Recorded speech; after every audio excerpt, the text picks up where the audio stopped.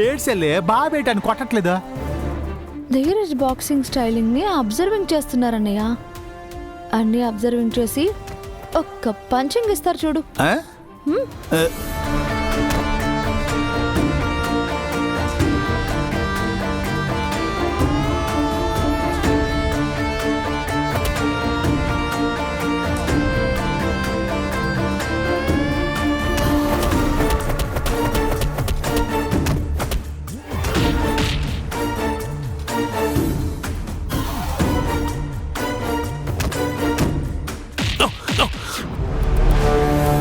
Sir,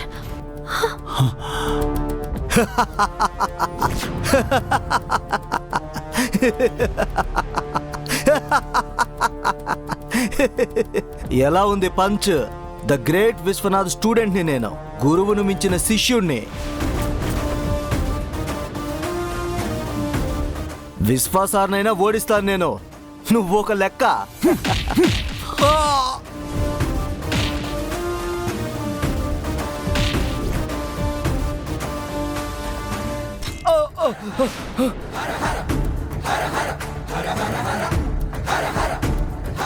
గురువుని గౌరవించలేని వాడు ఎప్పటికీ ఎందులోనూ గెలవలేడు.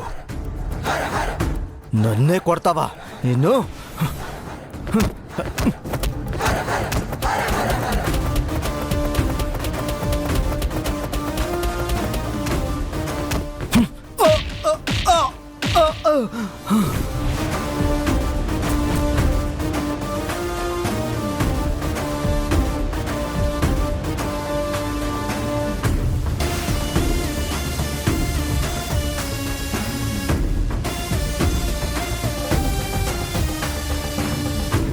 Dheeraj, what happened?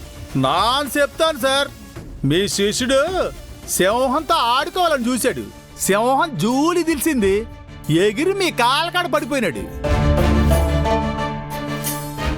లేదు సార్, తనే నన్ను రెచ్చగొట్టాడు సార్.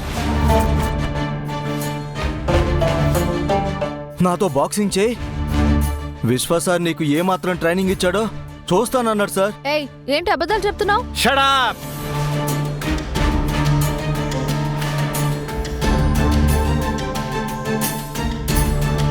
అమ్మాయివి, కాస్త మర్యాదగా మాట్లాడటం నేర్చుకో. తనకి అబద్ధాలు చెప్పాల్సిన అవసరం లేదు. సార్, యాక్చువల్గా ఏం జరిగిందంటే, నాకంతా అర్థమైంది.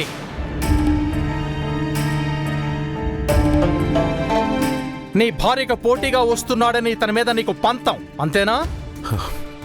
No sir. I know. I know everything. Dheeraj, నువ్వు పోటీ పడవలసింది బెస్ట్ బాక్సర్తో అండ్ బెస్ట్ ఛాంపియన్తో. మత్తు పదార్థాలకు బానిసై కెరియర్ని పోగొట్టుకున్న వాళ్లతో కాదు.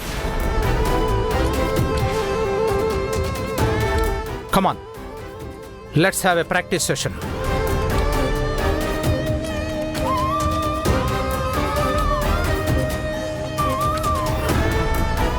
ఎంత మాట అన్నారన్నయ్య. పోనీలే, పెద్దవారు అనుకుంటే మరీ నోరు పారేసుకుంటున్నారు. సర్లే, ముందెళ్ళి బావ సంగతి చూద్దాం పద.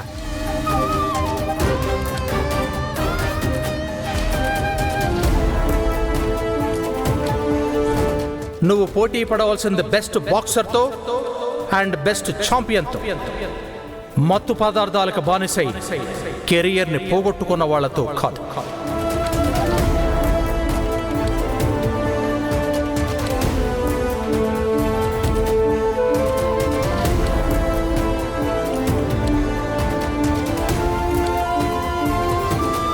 ఆ పెద్ద మనిషి అన్న మాటలకు సార్ చాలా బాధపడుతున్నారన్నయ్య.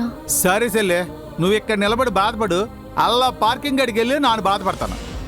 అన్నయ్య, లేకపోతే ఏంటా బావ అక్కడ బాధపడుతుండే, నువ్వు ఎక్కడ నిలబడ్డావా? ఎల్లు ఎల్లు, నాలుగు మాటలు మాట్లాడి కూలింగ్ చేయి. ఎల్లు. ఏటో చెల్లి ఎంత అమాయకంగా ఉంటే అలాగా?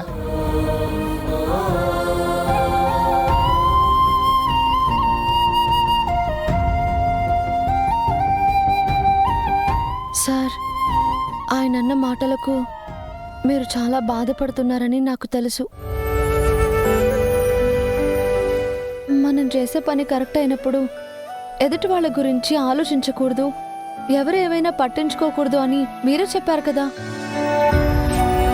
మీరు చెప్పిన మాట మీరే పాటించకపోతే ఎలా సార్? నా గతం నన్ను వదలదా గంగా. ఏదో ఒక రూపంలో గుర్తొచ్చి నన్ను ఇలా బాధ పెడుతూనే ఉంటుందా? నేను అందులో నుంచి బయటకొచ్చే మార్గమే లేదా? మిమ్మల్ని మీరు నిరూపించుకోవడమే. మీరు మీ ఆశయాన్ని సాధిస్తే మీ గతాన్ని జయించినట్టే కదా సార్. అప్పుడు మీ విజయమే అందరి నోళ్ళు మూయిస్తుంది. బాధపడకండి సార్. నేను మీ ఆశయాన్ని నిలబెడతాను, మిమ్మల్ని గెలిపిస్తాను.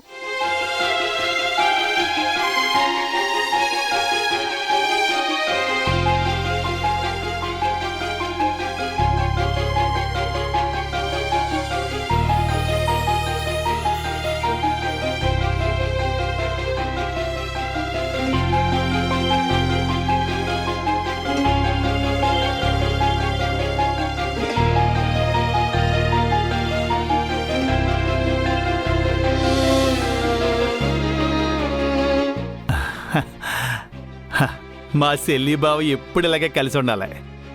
ఆ.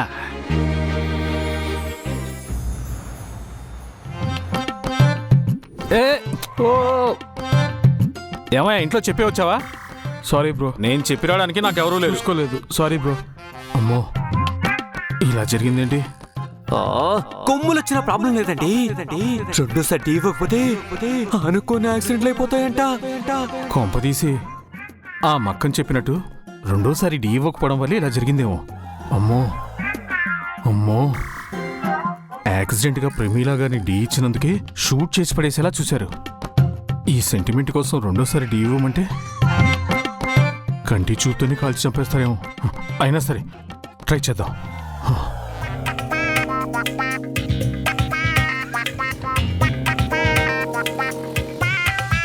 పని సక్రమంగా చేయండి. అయ్యయ్యో కార్తిక్ గారు, ఇంత లేట్ ఏంటండి? ప్రమీలా గారు స్టేషనరీ చెక్ చేస్తున్నారు. అయ్యో, వాటి క్వాలిటీ ఒక్కటి కూడా ఏమాత్రం బాగోలేదంట. రండి, మిమ్మల్ని పిలుస్తున్నారు. రండి.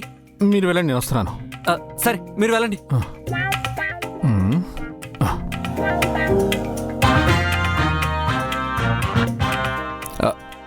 మేడం రమ్మన్నారంట. ఏంటండి కార్తిక్ గారు, స్టేషనరీ ఐటమ్స్ అన్ని ఇంత చీప్ గా ఉన్నాయి? ఏది లేవండి.